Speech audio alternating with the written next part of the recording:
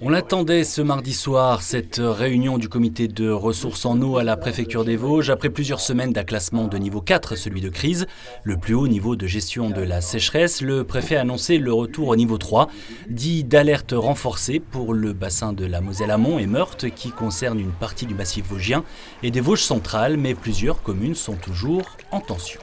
Vous évoquiez la situation de la commune de Géarmé qui, momentanément, doit puiser de l'eau dans le lac et qui, à ma connaissance pour l'heure, continue. Il y a quelques communes dans le département qui sont en situation de difficulté au niveau de l'alimentation potable.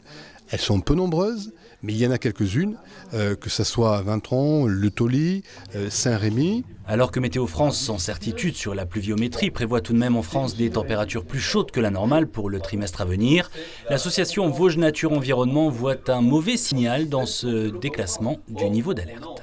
Je trouve que c'est un très mauvais message qu'on est en train de faire passer, de faire croire que finalement ça va mieux. C'est plus l'environnement qui soit s'adapter à l'économie comme ça a été trop souvent le cas, l'économie qui a primé surtout. Aujourd'hui, c'est les conditions de vie qui doivent primer sur les activités humaines qui doivent s'adapter. Le préfet rappelle qu'une crise par définition est ponctuelle, la situation est toujours préoccupante, mais sa décision dans l'intérêt général s'appuie sur des critères précis des ressources.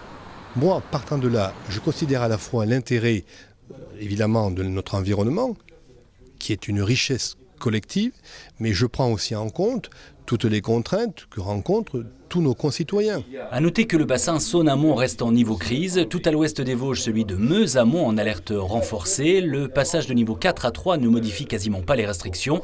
Sont seules réautorisées les premières mises en eau de piscines ou l'arrosage de certaines cultures la nuit. Et qui dit culture dit impact de la sécheresse très fort pour les activités de maraîchage, mais aussi la production d'herbes, le fourrage, aliment du bétail, avec la vente obligée d'une partie des bêtes pour des agriculteurs, voire la baisse de production. Peut-être un peu moins de production à venir sur la viande, sur le lait, mais tout ça est très réversible. Après, il faudra que les productions d'élevage continuent à être valorisées à leur juste prix. Autrement, les éleveurs vont effectivement décrocher et trouver d'autres solutions. De nombreuses entreprises souffrent également, exemple évident, avec les stations de lavage. Par rapport à ça, nous, Chambre de commerce et d'industrie, on a été sollicités par nos ressortissants qui font cette activité pour savoir s'ils avaient droit à des dédommagements de perte d'exploitation. Le représentant de l'État a enfin rappelé que la sobriété des particuliers et des entreprises est toujours d'actualité et les contrôles vont se poursuivre. L'OFB, l'Office de la biodiversité, en a effectué déjà plus de 70 et 3 procédures judiciaires sont en cours.